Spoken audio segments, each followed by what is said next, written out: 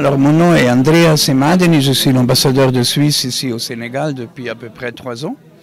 Et la raison pour laquelle je suis ici aujourd'hui à cette célébration des 75 ans, donc des 75 ans des conventions de Genève, est que la Suisse est l'État dépositaire des conventions, c'est-à-dire que nous, on est un peu les gardiens de ces conventions et qu'on prend sur nous la responsabilité d'informer les autres États, les États parties, lorsqu'il y a des nouveaux États qui se joignent aux conventions ou qu'il y a des communications à faire à tous les États partis.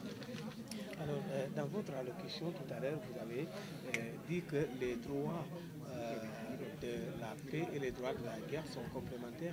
Comment pouvez-vous expliquer cela? Donc, les droits de la guerre, je me référais évidemment aux lois qui doivent régir la guerre. Ça ne veut pas dire que j'aime la guerre, ça ne veut pas dire que je soutiens le fait qu'il y ait des guerres, mais l'état de guerre est un état qui appartient à l'humanité. Les guerres se passent. L'important, c'est que les guerres soient résolues.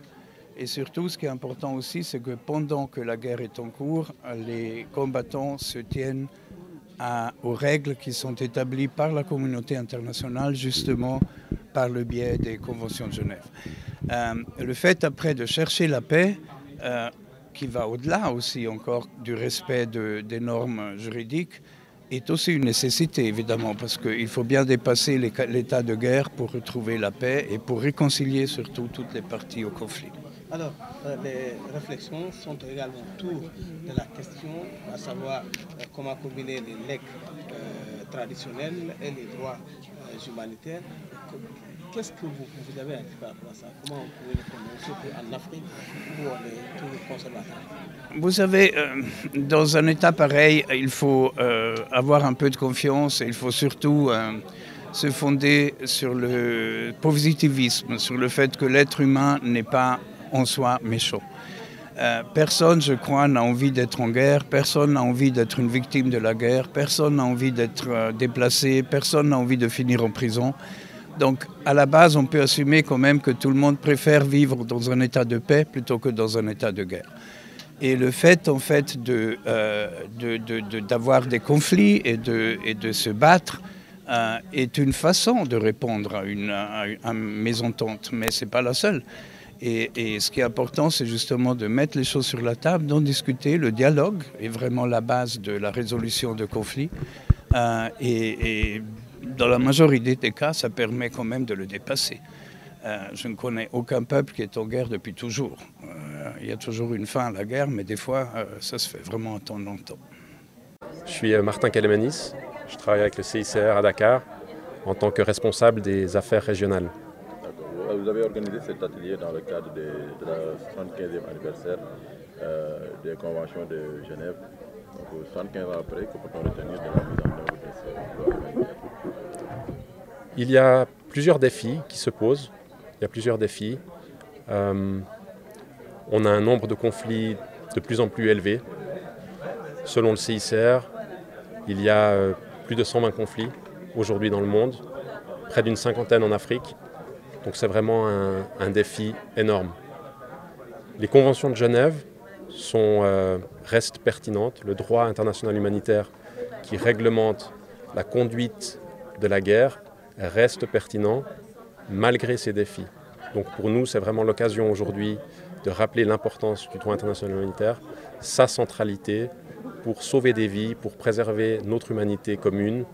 Et nous appelons vraiment tous les États à mettre ce consensus en pratique pour que les populations civiles soient préservées des effets des conflits armés. Alors, quels sont les enjeux et les opportunités face à, surtout en Afrique sahélienne qui est confrontée à des guerres et des conflits, et quelles sont d'ailleurs les opportunités pour la communauté africaine? Alors, le CICR est présent dans ces pays qui sont le théâtre de conflits, de violences.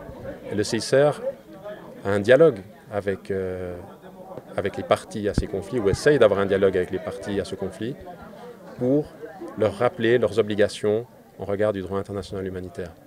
C'est un chemin difficile, mais on avance quand même, et on observe que des fois nous arrivons à faire une différence.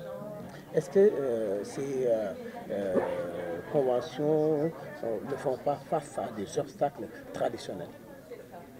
Non, je pense que c'est un des aspects intéressants de la discussion d'aujourd'hui qu'on a voulu mettre en avant, c'est que les conventions de Genève, ce n'est pas une invention occidentale, c'est en fait le reflet de coutumes, de traditions qui sont communes à l'ensemble de l'humanité.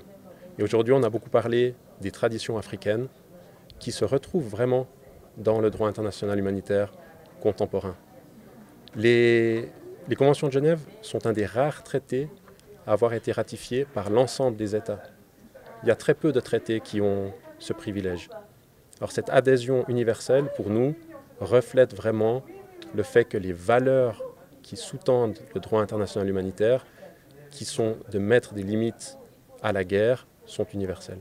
Vous l'avez dit dans vos propos, les conflits armés sont de plus en plus nombreux, les moyens utilisés également avec des conséquences extraordinaires. Donc sur quel levier devrait se baser aujourd'hui le DIH pour s'adapter et s'illustrer davantage? Alors les États ont l'obligation de poursuivre les violations graves des conventions de Genève. Il y a des mécanismes internationaux qui existent. Dans le cadre du CICR, notre modus operandi, c'est le dialogue bilatéral et confidentiel avec les parties. Donc on fait un travail derrière les rideaux, on engage les parties au conflit sur leur comportement en essayant de le modifier là où on estime que c'est nécessaire.